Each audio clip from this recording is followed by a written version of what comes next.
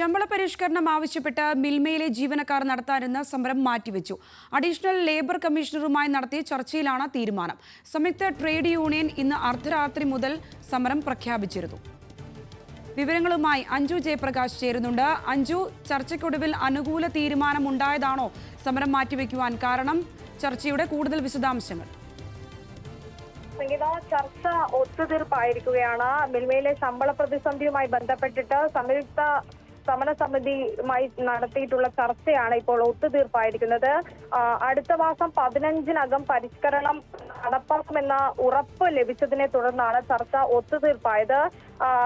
ഇന്ന് ഇവർ നിശ്ചയിച്ച പണിമുടക്ക് അതോടുകൂടി പിൻവലിക്കുകയാണ് ചെയ്തത്.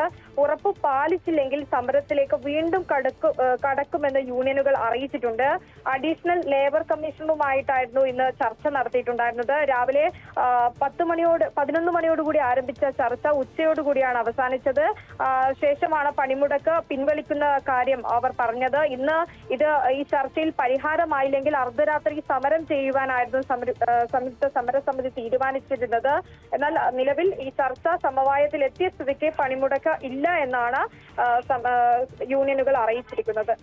ശരി അഞ്ജു, ശമ്പള പരിഷ്കരണം ആവശ്യപ്പെട്ടുകൊണ്ട് മിൽമയിലെ ജീവനക്കാർ നടത്താനിരുന്ന സമരം മാറ്റിവെച്ചിരിക്കുന്നു. ഒത്തുതീർപ്പിന്റെ ഘട്ടത്തിലേക്ക് ചർച്ച എത്തിയതിനാലാണ് പുതിയ തീരുമാനം. അഞ്ജു ജയപ്രകാശാണ് വിശദാംശങ്ങൾ നൽകിയത്.